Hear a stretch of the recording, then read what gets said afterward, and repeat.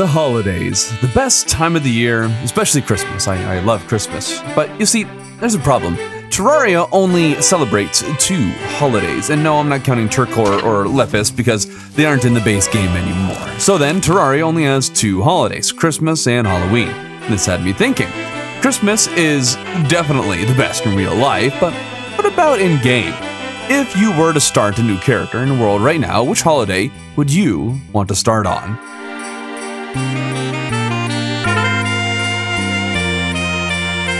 To compare these two, we're going to draw from 2 things: the special drops from the respective seasons and the moon events themed after them. Of course, the frost and pumpkin moons can be summoned any time of year, but I think the theming is strong enough that we'll throw them into the mix for the fun of it. But let's start with the themed drops. Right off the bat, Christmas reveals itself to be the better option because presents have a 1 in 13 chance of dropping from mobs, and goodie bags only have a 1 in 80 chance of dropping. But what can you expect from these drops? Well, Christmas wins out again. With an assortment of weapons, tools, vanity, pets, food, blocked accessories, a healing item, and an event summon, you could get just about anything from these presents that will help you on your journey. The goodie bag, meanwhile, offers a 2/3 chance of obtaining a vanity set, a 7.4% chance of receiving a painting, and a nearly 1 in 4 chance of getting nothing but rotten eggs that'll function as a weapon only for the very beginning of your journey. A hook and a pet can be obtained, but collectively, you stand a 1.5% chance of getting one of those. Perhaps the video could end right there, but something interesting happens when we broaden the scope of our comparison outside of the presents and goodie bags. For one reason or another, almost all of the important things from Christmas are found in presents, while the best items from Halloween show up everywhere else. For example, candy cane weapons come to you in presents, while 2 special Halloween weapons are dropped from weak enemies. What are weak enemies, you might ask? Well, thanks for asking, because I had no idea that this was a thing until researching for this video. A weak enemy is defined as any enemy that drops at least 1 copper, which I think is pretty much all of them, but also this enemy must deal less damage and have less defense as to what is listed on this chart, and it depends on your difficulty. I'm not sure why coin values are shown, as I thought the initial sentence said 1 copper, maybe one of the 2 is inaccurate, but this should include just about any mob you'll find in the early game, and that's when the holiday drops are most relevant, so we'll just say every mob for our purposes. So then, the Bloody Machete and Bladed Glove have a 1 in 2,000 chance of dropping from the enemies you encounter. It seems pretty low, but let's also consider that in order to get a weapon from a present, you must also get the present and then the weapon. The present comes with a 7.69% drop chance, and there's roughly a 0.6% chance you'll get a weapon from it. Now, I would say math was one of my stronger subjects when I was in school, but I'm definitely very rusty, and probability is not something I ever learned about in school, so forgive me if I'm doing this wrong. But based on my understanding, to properly calculate the probability of getting a weapon from a present, we need to use a formula for dependent events, because in order to even have the chance of getting a weapon, you must first get the present. So I'm using this formula here. Okay, this is where it's going to get very dense very quick. I promise it's not going to be this dense for the rest of the video. To calculate the probability of B, given that A has already occurred, I need the probability of A, that being getting a present in the first place, and whatever this means, which is calculated by simply multiplying the odds of a present dropping and a sword dropping together to arrive at 0.0004 or 0.04%. Doing this gives us 0.0052 or 0.5% of the value of BA. So then we multiply 0.0769 and 0.0052 together and arrive at 0.000399 or a 0.039% chance that you'll get a weapon from any given enemy. Okay, and so I just did all of that after using the wrong formula that arrives at a 0.04% chance, and turns out the difference was a little more than a rounding error in this case. I'm just mentioning that because, well, that was a little frustrating. I went through so many formulas for this, all right? But now we know the probability. Hopefully, assuming I did it right.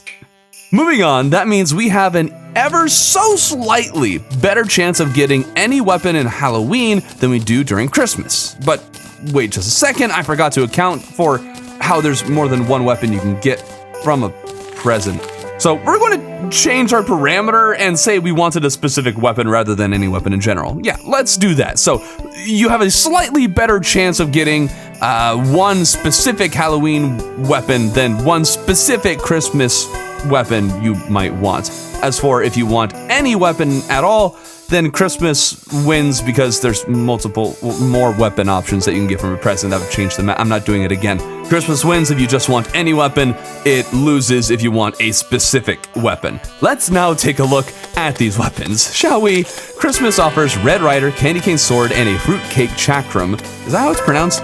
Giving you one more weapon option over Halloween that has the Bloody Machete and Bladed Glove. What's interesting is how both seasons primarily or solely have melee weapons from their drops. What's the deal with that? Only the Red Rider is a ranged weapon. Where's the Summoner and Mage stuff? Maybe those are safe for the Moon events? But I want some more options for Mage and Summoner in the early game, and holiday weapons would be fun. Back on task, because Christmas has an extra weapon, it's got a leg up on Halloween. Looking at the quality of these weapons, things don't change all that much. Lots of people like these really tiny fast weapons, and I'm sure they work great if you know what you're doing. But I don't, and I get hit way too often when using them. For lack of a more clear counterpart, the Candy Cane Sword, meanwhile, has a good bit of range. The hitbox on it is actually smaller than it looks, and it's only capable of hitting 2 or 3 enemies at the same time.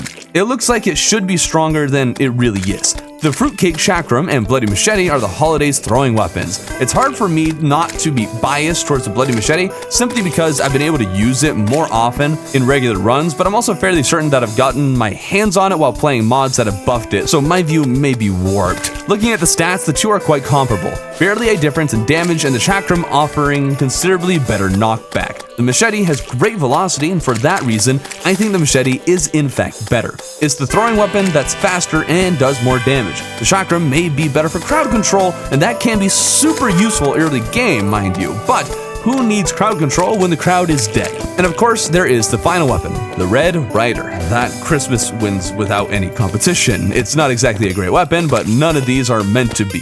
It's a worse musket, and considering how you are fully capable of grabbing a musket very early game, the odds of getting this thing while it's viable are low if you're progressing quickly. But if you like to take your time, you could find yourself using this thing. It does function as one of 2 guns that you can find before breaking a Shadow Orb or Crimson Heart, though, so if you don't want to break one and desperately need to exercise your Second Amendment rights, it's handy. Actually, fact check, I just remembered that goodie bags drop rotten eggs, which are technically a ranged weapon, but are, quote, best used for pranking townsfolk. I would simply write them off, but with 13 base damage, strong knockback, and a very fast use time paired with their high likelihood of being dropped from a goodie bag, there's actually a solid case to be made that they could be better than the Red Rider. You'll have a lot less range and you can't buy an essentially endless stack of ammo, but I wouldn't count the rotten eggs out as a competitor to the Red Rider. But I guess rotten eggs have the star anise as a more direct comparison. Almost forgot those exist. The two are pretty similar in stats, but I'd give the rotten eggs the edge over them. So either the rotten eggs beat the star anise, or we compare the rotten eggs to the Red Rider, and probably the Red Rider wins. I don't know. This segues perfectly into paintings, where we find things get really weird. Both holidays have 5 paintings. During Halloween, you get all 5 paintings from goodie bags, with paintings having a 7.4% chance of dropping from a goodie bag. It's not bad. Christmas paintings, however, can only be purchased from the Traveling Merchant. Now, TerraSteel did a whole video talking about the different factors that play into the probabilities of getting things from the Traveling Merchant. I think he was trying to figure out one of the rarest events or something like that. Even after watching that, I couldn't tell you what the odds are that you'd get one of these paintings for a few reasons. First thing to note is that you can only purchase a Christmas painting after defeating the Frost Legion, and a Traveling Merchant is guaranteed to sell 1 painting and only 1 painting. The issue is that I couldn't tell you from looking at the wiki whether you're guaranteed a seasonal painting the first time the merchant spawns after defeating the Frost Legion, or if they're simply added to the potential rotation. Maybe he's guaranteed to have 1 the next time, and then you have to beat the Frost Legion again to get a different painting. I don't know, but I think it's probably just added to the rotation. Your odds then of getting seasonal paintings are determined by what other events you have defeated. All I can say for sure is that they are listed under the rare items from the Traveling Merchant, and since you can only get 1 at a time, you have to wait for, at best, 5 Traveling Merchants to spawn, and well, you gotta be really lucky to get that. With a 22.12% chance of spawning every day, the Traveling Merchant isn't exactly going to be around often to give you that rare chance of getting a Christmas painting in the first place.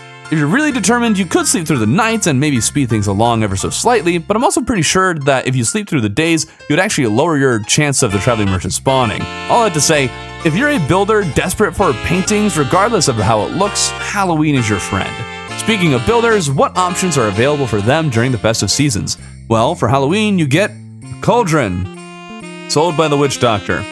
Mind you, it looks cool, but that's it, other than pumpkin blocks and furniture. There is a good amount of furniture to be made from pumpkins, though. In fact, you can make more furniture from pumpkins alone than you can with both candy cane blocks and pine tree blocks combined. Not only that, but pumpkins can be obtained during any time of the year, not just Halloween, making crafting the furniture that much easier. Christmas gets a leg up with a wall variation due to the painter selling a boatload of wallpaper during the Christmas season. I personally like how the Krampus horn wallpaper looks myself, although I've never actually used it in the build. So in the end, Christmas does technically give you more blocks to work with, but Halloween's pumpkin furniture would seem to be a whole lot more versatile and easily obtainable. I've seen several builds utilize pumpkins, but can't think of any using candy cane or pine tree unless they are specifically making something Christmas themed. And no, I didn't forget about the Christmas tree Santa sells. They're just so different than the other Christmas blocks, basically useless for building unless you're making a specifically Christmas build.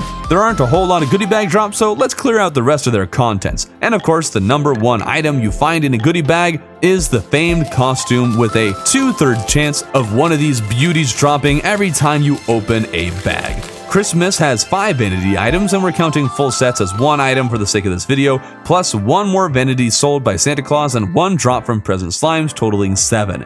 Considering how this is a competition against Halloween, Christmas never stood a chance of winning the vanity contest. There are 23 full vanity sets available, with 18 of those being dropped from goodie bags. The other 5 are sold by the Clothier, Die Trader, Dryad, Cyborg, and Arms Dealer. Hey,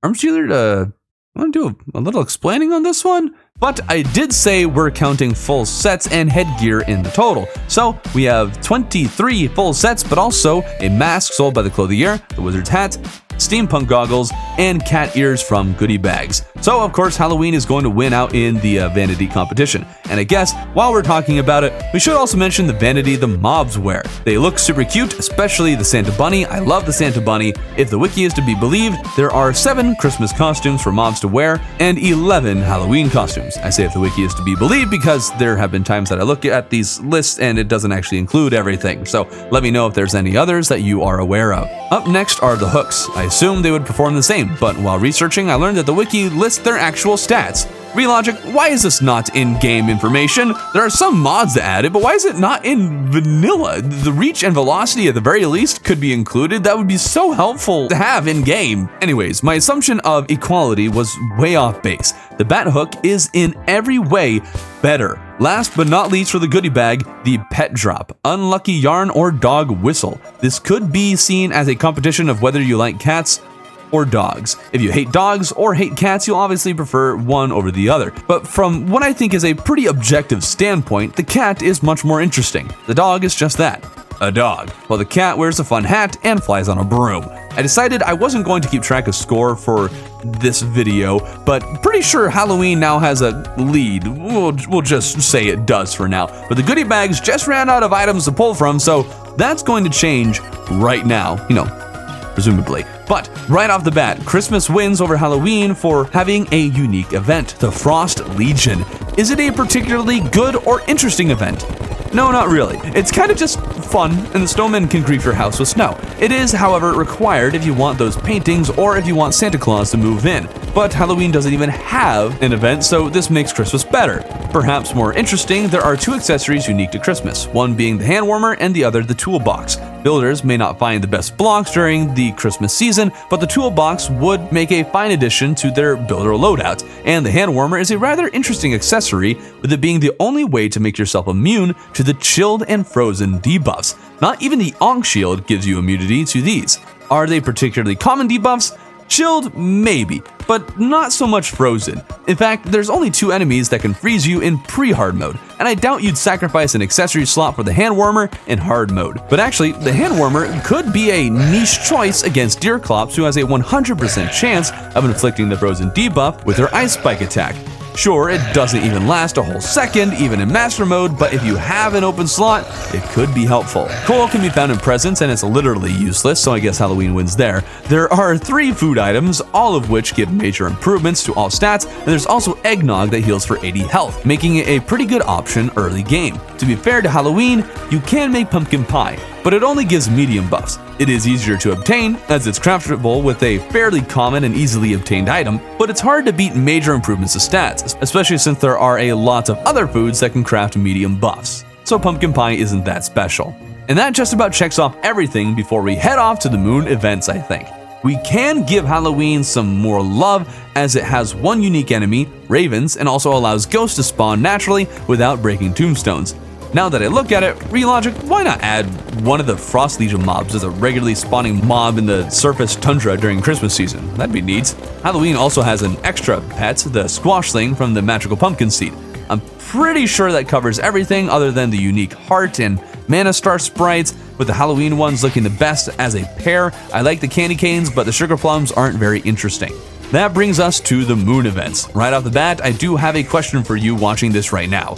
Do you always fight the pumpkin moon first? Assuming you're going to fight both, of course. I always thought of the pumpkin moon as the easier event, and so started with that and then moved up to the frost moon, which, following my general rule that easier things win in videos like this, would mean the pumpkin moon is better than the frost moon. And I think the main reason for the difference in difficulty is purely due to how the enemies attack. Just look at the pumpkin moon enemy lineup. None of them shoot other than the morning, wood, and pumpkin. The Frost Moon, however, has archers, copters, Everscream, Santa NK1, and Ice Queen that spray so many bullets that it's hard to avoid being hit. There isn't exactly a lot you can do to keep from being shot during the Frost Moon without placing a bunch of solid blocks around or flying so high that most of the enemies won't ever reach you. So Halloween wins there, but also Christmas wins for having more enemy variety. Oh, and I almost forgot, I should start with the summon items. The Naughty Present wins for being the easiest to acquire for one reason only. You don't need to buy pumpkins and plant them if you're outside of the Halloween season.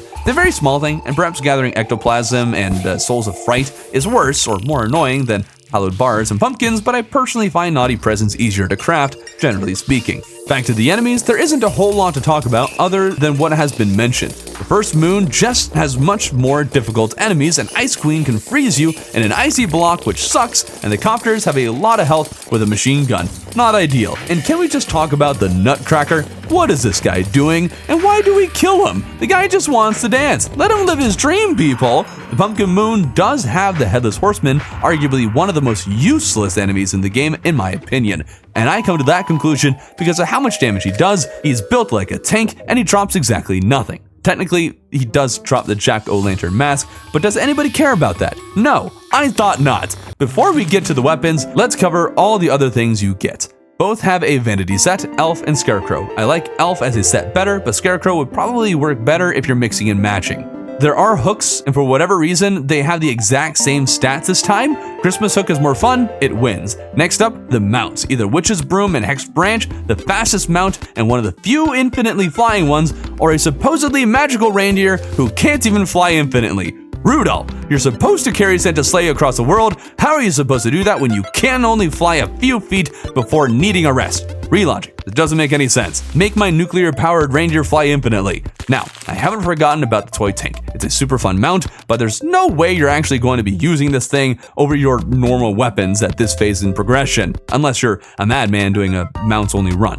Both events have 3 pets as well: Baby Grinch, Everscream Sapling, and Ice Queen from the Frost Moon, the Jack-o'-lantern, Curse Sapling, and Spider from the Pumpkin Moon. All of them look good, though I'm not a fan of the Spider, but much worse than the Spider is the Baby Grinch. It disturbs me greatly. Halloween wins there as well. And Halloween wins once again for the existence of Spooky Wood. Not only do you get a new block and full furniture set, but also an armor. And finally, before the weapons, we have the wings, where once again Halloween wins, having 2 pairs of wings over Christmas's 1. Granted, you don't have to craft the Christmas wings, but if you don't already have wings that you can simply shimmer, then that's a you problem. And I take that back, just realized one other thing: the Pumpkin Moon has an accessory and Frost Moon does not. So there's yet another reason Pumpkin Moon is better. Now, comparing the weapons is an interesting task. I've never found myself actually using most of the weapons from the Pumpkin Moon, as most of them are outclassed by Frost Moon drops or by the very weapons you use to beat the Pumpkin Moon. The only exception is for summoners. If you're a summoner, there is no competition, Pumpkin Moon is the way to go. The Raven Staff is an okay summon, but the Dark Harvest is really where it's at. But it doesn't even matter how good the summon weapons are, because the Frost Moon doesn't even have summon weapons. At least, not at the time of making this video. I am now very hopeful for a Frozen Whip in the 145 update. Let's take a look at the other three classes then. First, Melee. Frost Moon wins out for having 2 melee weapons when the Pumpkin Moon only has 1. The Horseman's Blade is not a bad sword at all, and the Christmas Tree Sword and North Pole are both alright. The issue with all of them is that I'm hard-pressed imagining someone using any of these options over the Terrorblade that can be attained at the same time. I know I've never used any of them in a regular run for a long time, or at least no more than a few minutes. You can let me know which of these three you think is the best, but we'll say that Christmas is the winner for Melee because it has 2 weapons at least. And sure, you need the Horseman's Blade for the Zenith, but we're not concerned about that right now. Moving on to Ranger, you have the Elf Copter, Snowman Cannon, and Chain Gun from the Frost Moon, with the Candy Corn Rifle, Jack-O-Lantern Launcher, and Stake Launcher from the Pumpkin Moon. The Frost Moon, I can confidently say, has the easy win here, as the Candy Corn Rifle and Jack-O-Lantern Launcher are just not good weapons. Maybe under very specific circumstances, they can be viable, but that's a stretch. Not sure about the Stake Launcher, but I've heard some people say that they use it unironically, so I guess it's got something going for it. Meanwhile, the Chain Gun combined with Chlorified Bullets is a solid weapon, and the Snowman Cannon is a wonderful rocket launcher I had slept on for the longest time, but is very, very good. The Elf Melter is an upgraded version of the Flamethrower, and I'm a big advocate of the Flamethrower for Destroyer and Plantera. But after Plantera, even with an upgrade, there just aren't too many enemies that a Flamethrower is good against. It excels primarily with lots of targets, and all of the bosses post Plantera are small, move fast, or are Moonlord, and you shouldn't be using the Elf Melter against Moonlord. I guess it's probably fine against Golem, but that's it. With that said though, the Chain Gun and Snowman Cannon easily make Christmas better for Rangers. Last but not least, we have the best class of them all, Mage. This one is a little difficult simply because of my beloved Razor Pine. This weapon has gone through a couple rounds of nerfing, as it used to be quite overpowered. It's now a much more balanced weapon, but that's not exactly a good thing for where it is in progression. I still love it, but it's no longer a mage necessity. The Blizzard Staff is an okay weapon, but suffers from its attack style. What Terraria weapon that attacks like this is ever good for anything other than very niche situations, like maybe the Meteor Staff against the Destroyer? The Star Fury does not count either. Underground, the Blizzard Staff is next to useless, and with the aforementioned small and fast-moving bosses, hitting them is a nightmare with this thing. If you practice with it, then it can be fine, but it's nothing special. Even if you do hit every target, it's not particularly good. The Bat Scepter isn't anything to write home about either, with its primary advantage being its homing projectiles. It might be better than the Razor Pine now, but I couldn't say, so we're giving the Frost Moon the win for mages, just because it has 2 weapons, just like with the melee class. So once again, Frost Moon wins. And that's everything. Let me know what I might have missed in the comments, as I'm sure there is something. I went into this thinking that Christmas had to be the runaway winner. Presents have always just been so much more useful than goodie bags, but I totally forgot of all of the handy stuff Halloween introduces that you don't need presents for. When all is said and done, Halloween is the best if you are a builder, summoner, vanity hoarder, mob variety enthusiast, pet or mount enthusiast, while Christmas is better if you like shiny things or anything other than a summoner or a gambling addict who likes having more loot boxes to open. In the end, it's not like you have to choose one over the other, but I figured it'd be fun to compare the holidays and see which one gives you the best stuff. So, if you're starting a new character and world and wants an extra boost from the holiday seasons, maybe wait until October, or change the time settings on your computer, that works too. And with that, have a Merry Christmas.